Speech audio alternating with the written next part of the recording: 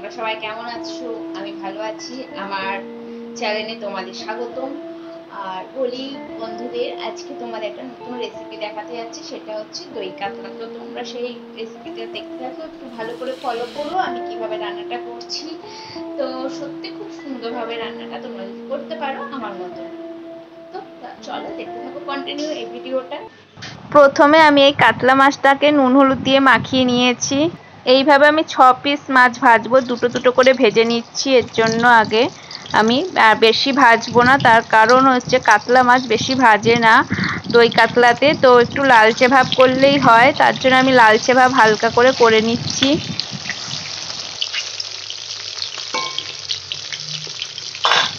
এইভাবে আমি 6 পিস মাছ ভেজে নিলাম, এর মধ্যে মাছ ভাজা হয়ে গেল। তারপর আমি রসুন আদা লঙ্কা বেটে নিচ্ছি এর মধ্যে দেব বলে। এটা আমি আগে থেকে বেটে রাখছি। এই কাজু বাদাম আর পোস্ত আর মৌরি নিয়ে নিয়েছি, এর মানে বেটে নেবো এটাকে আমি ভালো করে। মাছ ভাজার কড়াইতেই আমি এক এক করে এই যে তেজপাতা, শুকনো লঙ্কা, দারচিনি, লবঙ্গ, এলাচ দিয়ে ভালো করে নাড়বো এটাকে। এর মধ্যে আমি এবারে দিয়ে দেবো আগে থেকে পেঁয়াজ বাটা। পেঁয়াজটাকে ভালো করে বেটে যে নাড়াচাড়া করছি এখন, এর মধ্যে দিয়ে দিয়েছি। এই পেঁয়াজ বাটাটাকে ভালো করে নাড়বো, কাঁচা গন্ধটা যাতে চলে যায়। এর মধ্যে আমি দিয়ে দিচ্ছি এবারে তো কাঁচা লঙ্কা, আদা রসুন বাটাও এর মধ্যে আগে থেকে দিয়ে দিয়েছি। তো এটা ভালো করে আমি নাড়াচাড়া করছি। তো সেটা তোমাদের দেখানো হলো না, এর জন্য ক্ষমা করো। তো বলে দিলাম, এর জন্য আমি ভালো করে নাড়াচাড়া করব। তারপর আমি এর মধ্যে দিয়ে দিচ্ছি কাজু বাদাম বাটা, পোস্ত বাটা আর মৌরি বাটাটা দিয়ে ভালো করে নাড়াচাড়া করব। এটাকেও আস্তে আস্তে নাড়বো, যাতে খুব সুন্দর একটা দেখবে নাড়তে নাড়তে একটা স্মেল বেরোবে, তো বেশ ভালোই লাগে গন্ধটা। আর তারপর একটুখানি জলও দিয়ে দেবো। জল দেওয়ার পর এটাকে ভালো করে পুরোটা মিক্সড করে আমি নাড়াচাড়া করব, ভালো করে কষাবো এই জিনিসটাকে।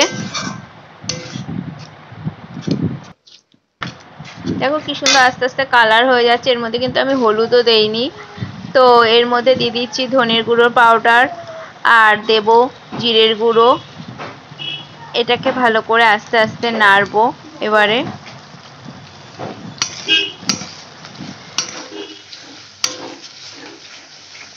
সুন্দর করে আস্তে আস্তে কম আঁচে পুরোটাই নাড়বো, বাড়িয়ে দেবো না যাতে পুড়ে না যায়। আর এর মধ্যে দিয়ে দিচ্ছি আমি একটু লবণ, তো যে যতটা পরিমাণ লবণ খাও। আর এর মধ্যে তারপর দিয়ে দিচ্ছি আমি এই যে দই, আগে থেকে দই আনা, তো সেই দইটাকে আমি দিয়ে দিচ্ছি। দই দিয়ে ভালো করে নাড়াচাড়া করব এবারে।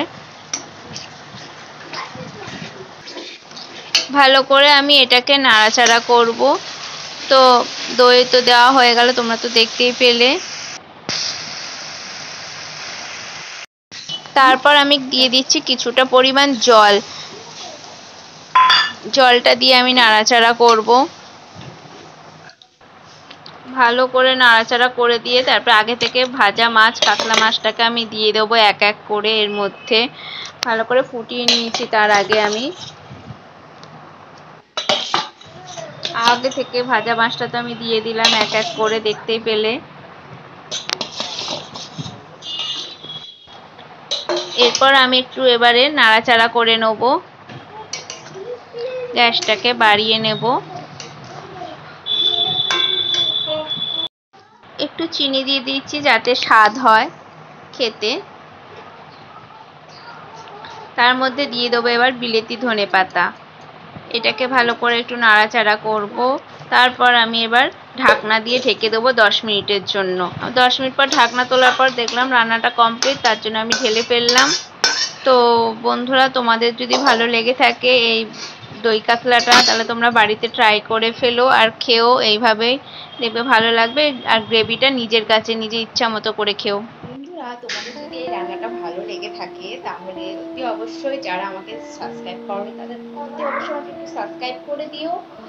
আর প্লিজ একটু লাইক, আর পারলে কারোর সাথে শেয়ার করো, আর কমেন্ট করো যদি কেমন হয়েছে রান্নাটা। তো তোমরা সবাই ভালো থেকো, সুস্থ থেকো। আর আমি এখানেই রাখলাম। তো ভীষণ গরম, রাখি, টাটা, বাই বাই।